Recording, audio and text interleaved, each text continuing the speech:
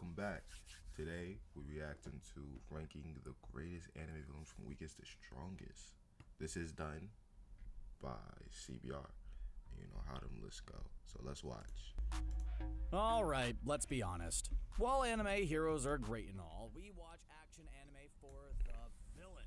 You know, those super evil, crazy, and morally gray antagonists. Alright, skip that intro. Named after the seven deadly sins, the Okay. homunculus are incredibly powerful villains, Yeah. serving as the main antagonists for a majority of the series and working under the main villain You know, compared to all, father. The seven compared to all the homunculus, Father is just far and away the most strongest. I don't know how he lost. homunculi all have their own unique abilities, as well as a shared ability to regenerate from any injury thanks to the Philosopher's Stone. So how'd they lose? However, Oh, never as mind. powerful as they are, the homunculi's ability are low scale in comparison to other villains. That's So, we're true. ranking They're them alchemists. number 19. Alright. Now we have the Chimera Ant King himself. Alright, let's stop it right there. Now we all know that he never got a chance to grow legitimately. I think he was alive for like a week and then died. So I do think he beats half the homunculus. Half of them. He loses to Father, but over the homunculus, he beats them. Meruem of Hunter x Hunter. Meruem was born with all of his abilities right out of the gate. Yeah. Insane strength, impossible speed, crazy durability, and plenty of Nen-based abilities. Oh, my light His ain't on. transmutation ability, as well as his ability of metamorphosis, which lets him basically evolve for any situation, standing as two of his most dangerous powers. That's clean, so why though. did we rank Meruem so low? Well, for one thing, it's a bit tough to compare the power levels of one anime's magical ability system to another. But we'd say that Hunter x Hunter's power levels are a bit on the tamer side. So in comparison to other villains, Tamer? You know what? Never mind. Meruem ranks a bit lower, placing him at number 18. Got you. You know how when you were a kid, you'd ask your friends what superpower they wished I'm not gonna lie to you. All for One is the sorriest villain. The sorriest. But let's continue. had, and that one friend would say the power to have all the powers. Yeah, that's basically All for One of My Hero Academia. All for One has the ability to steal and transfer quirks to others, making him both dangerous as a fighter himself and as the leader of a villain league.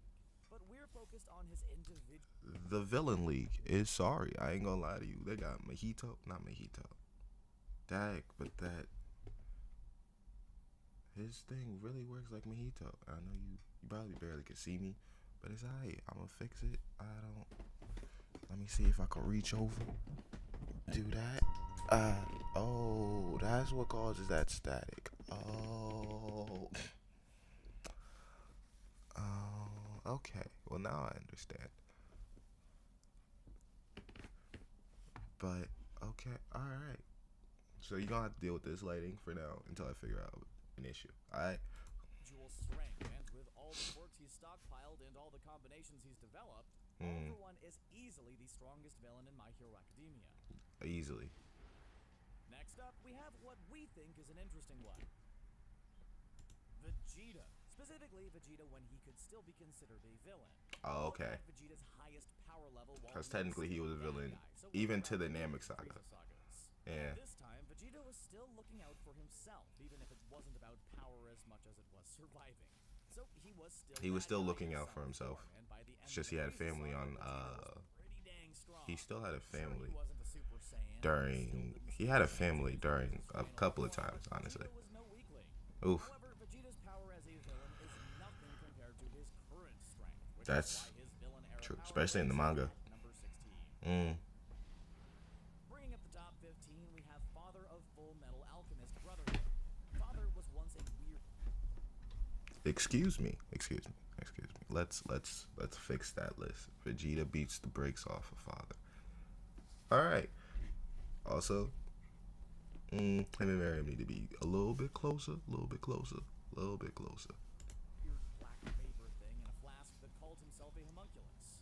However, after a massive transmutation, that homunculus became an immortal being, capable of great alchemic transmutations. Oh, okay. But his alchemy and immortality aren't why we included Father in our ranking. Nope, that would be because in the climax of the series, Father absorbed God and became an all-powerful being.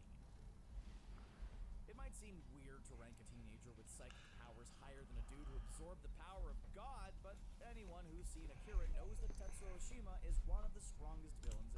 You know, I'm sorry, we passed Full Metal Alchemist, but do y'all think Edward and Alphonse's father was a good guy, even though he left his family?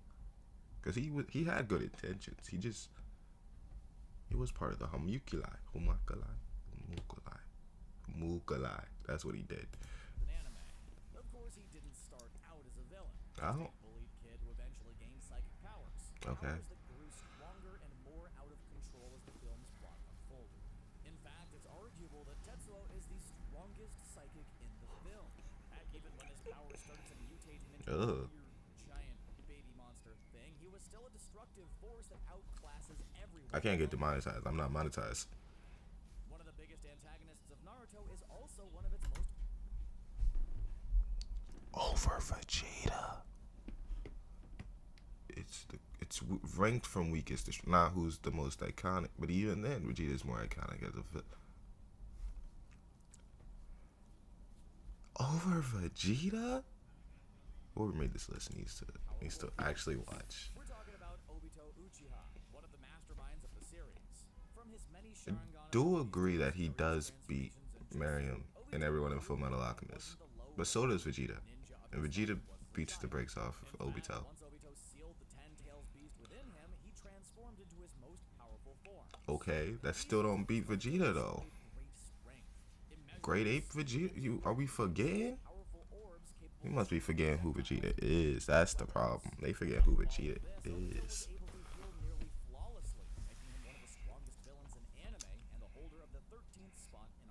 Got you. If Obito is powerful, then Madara is basically a... I don't like for myself. What did he say? He said Madara. Madara.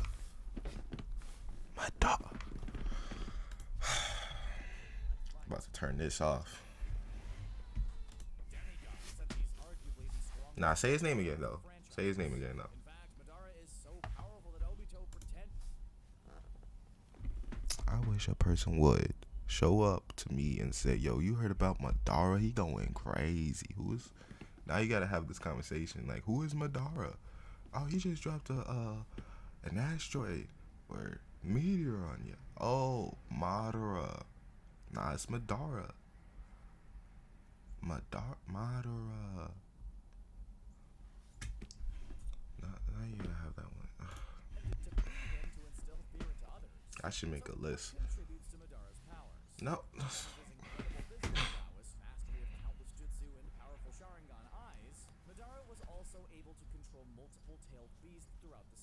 Cool. So it's Hashirama.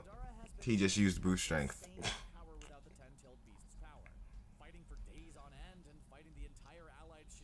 Probably shouldn't show the reanimation.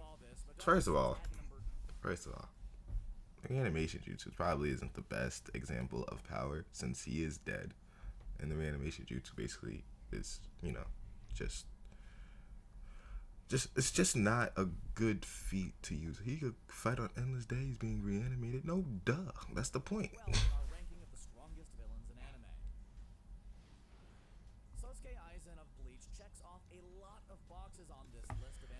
If you count Vegeta from Saiyan and Frieza Saga as villain Vegeta, and then you say Aizen at his peak could beat that Vegeta, I don't think you're wrong. But I think Vegeta's right below him when it comes to strength. Yeah, because at that... That's a good fight, though. Can Aizen beat Frieza in Saiyan Saga Vegeta? It's a good fight. Could make an anime video out of it. If y'all want it. Basic abilities include speed so great that enemies can't tell if they've been hit right away, strength so powerful that it's rarely outmatched, spiritual powers that's equaled by very few, complete mastery of spell attacks, and is Zanpakuto with the ability of perfect hypnosis. Combine all of this with his insane genius intellect, and Aizen is easily one of the strongest characters in anime.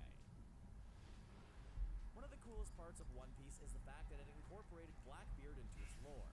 The infamous real-life... Again! It says ranking the greatest anime villains from weakest to strongest, and you put Blackbeard?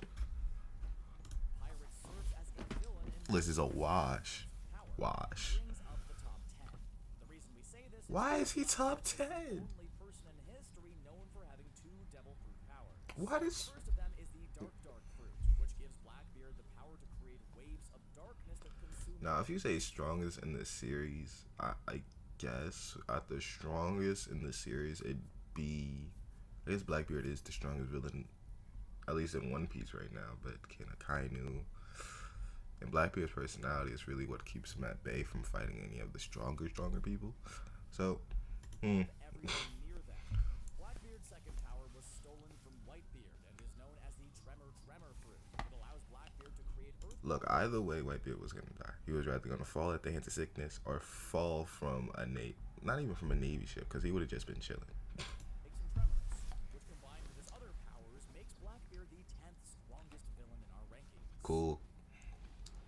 Blackbeard is incredibly powerful. There's no denying that. But there's one villain.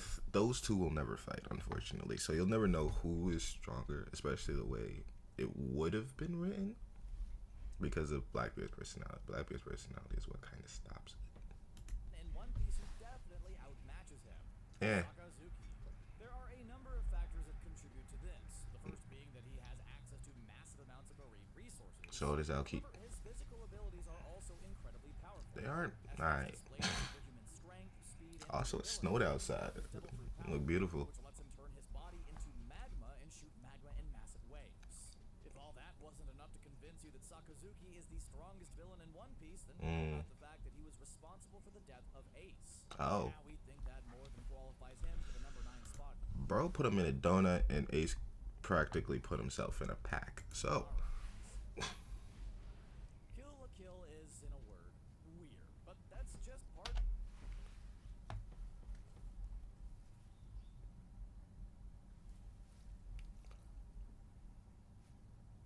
over Aizen? Blackbeard, sure. I agree with that. Over Aizen, though? The heavy stylization that makes it such a great series. For example, the main antagonist, Ragyo Kibyuin, works for alien clothing known as life fibers and seeks to cover the earth in them. Okay. It's pretty out there. No. Her relationship I with can't say I haven't watched Kill la Kill. Kill la Kill's a good anime. Weird if you could get over all the other stuff, but it's a real good anime. Ragyo is one of the strongest villains in all of anime. On top of the Alright, next, because this is... all this combined with her ability to control others as Dragon Ball Z progressed. Frieza, okay. Especially Black Frieza. Now, I know this was made a year prior. So they don't have, any of that. Sheer amount level after his fight with Vegeta wasn't close to the likes of Majin Buu, yeah. dangerous if his name is dropped casually. Zareth? Zareth? Throughout the story as a source of danger, terror, and destruction. Zareth over Frieza, The case with Seraph, Sal, Seraph and Majin Buu? destruction that legends and history stated him to be, and it's all been Zareth? power I want to see who number one is. prodigy of dark magic. Uh-huh. Knows countless spells of varying magic types. Yeah, so do I. Just not good ones. His ability to give life to objects and create life himself. Gotta spell that cancels out my friends. Add to this his immortality, superhuman strength, speed, and durability, and Seraph stands as one powerful anime baddie. Got you. What really puts Seraph in the top 5 is his death spells that create orbs, waves, blasts, and pillars of dark magic that literally kill anything they touch. Remember earlier how we mentioned that Frieza was eventually surpassed by the power of Cell and eventually Buu? Yeah, of Well, course. that ended up changing when Resurrection F and the Dragon Ball Super adaptation of it rolled around. You see, Frieza was just So why didn't you put... actually incredibly Okay. capable of destroying planets without, however, so able to take a powerful. He's incredibly strong. Boros over Frieza. I mean, if we just look at One Punch Man, it's a parody anime. Sure. Absolute strength. But Frieza worked his way back up to the strongest, fusing with an Alright, but this... power and transformation. Zamasu's number 1. Okay, that's respectable considering this was made a year ago. You can't count anyone in the Tournament of Power as villains because they were all fighting to save their universe. So the only villain there is Universe 7 itself. Like and follow for more. Hope you guys like and subscribe for more. Sorry, but I'll take that too much. Hopefully you enjoyed this video. See you in the next one.